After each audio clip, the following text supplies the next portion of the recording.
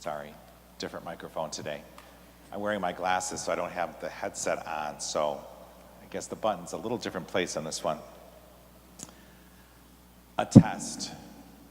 Jesus is put to a test.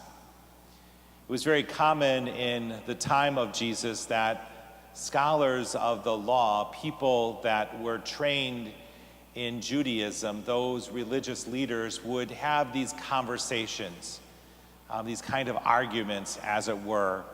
It was very commonplace. So a scholar of the law who knew what he was talking about put Jesus to the test and asked him a question.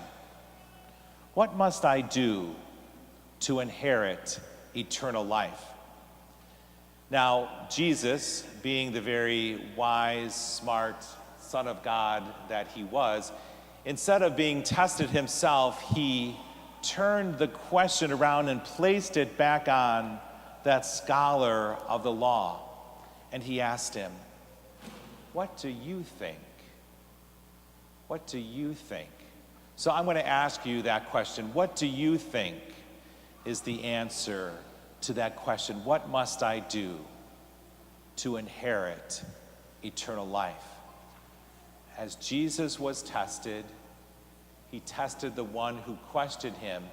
And I dare to say that he also tests us. Even in this time of summer when we're away from school and we have no tests, Jesus is asking us a very serious question. Now, the scholar of the law, being trained as a good Jewish man, knew about the 10 Commandments, and he expounds upon them. And that was part of the rabbinical tradition of Jesus' day, and still is today.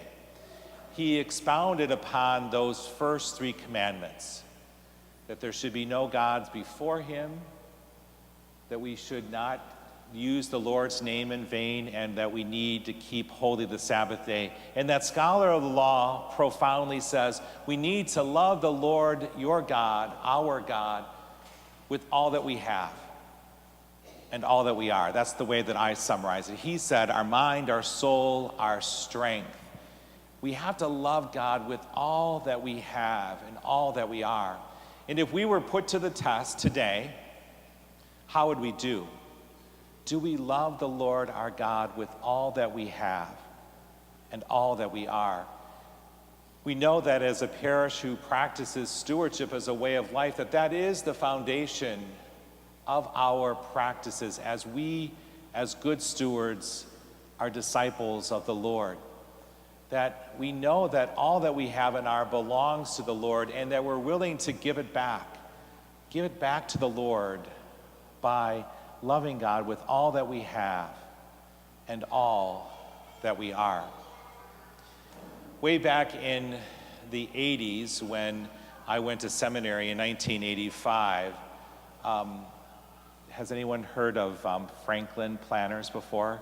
Those of you that are older like me. You know, it was a new calendar system, and you rank things A, B, and C. You try to prioritize your daily tasks, and then Franklin Planner got then purchased by Stephen Covey, and then it became a Franklin Covey Planner.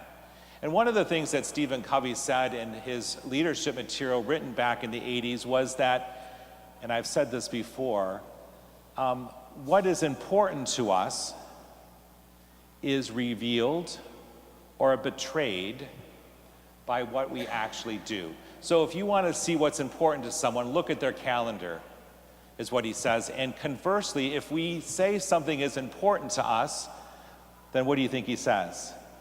You got to stick it where? You got to stick it in your calendar. If you say that prayer is important, if the Lord, our God, needs to be revered, and the most important thing to us, if we look at our calendar, if we look at our week, Stephen Covey says that's really the basis of how we should plan. If we look there, how much time do we spend loving the Lord our God with all that we have and we are?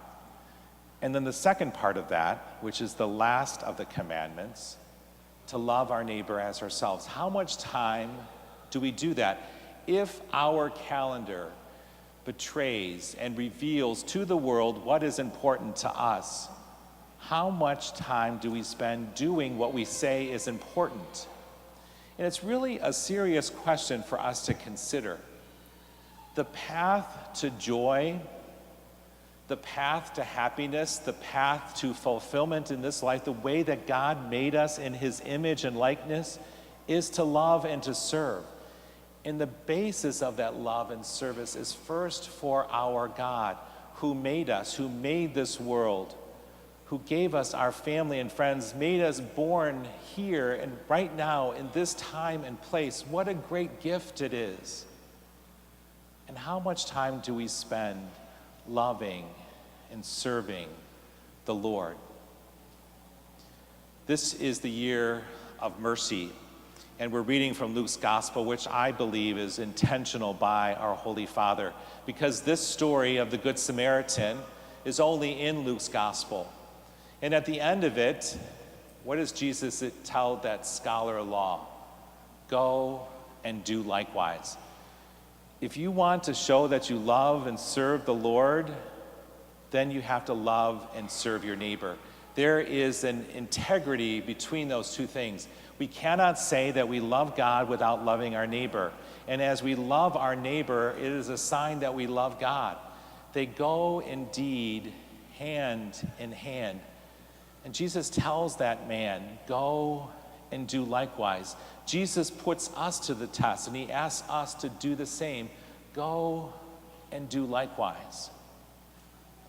It's probably difficult for us to appreciate the adjective good to describe the word Samaritan. Samaritans in Jewish life and history would never be good. They betrayed the law of Moses. They did not practice as they ought.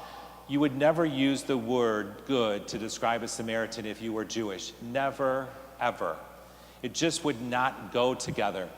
And here Jesus is lauding this person who is a foreigner, who knows nothing about the practices of Judaism.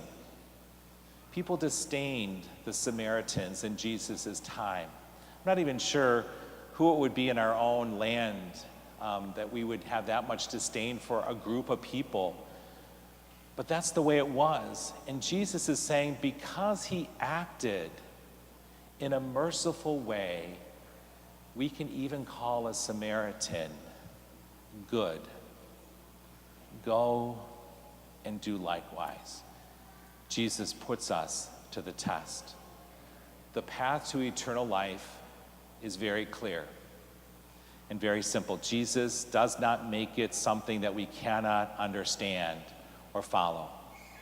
Love the Lord your God with all that you have and you are, and love your neighbor as yourself. That is what we are to do to inherit the gift of eternal life.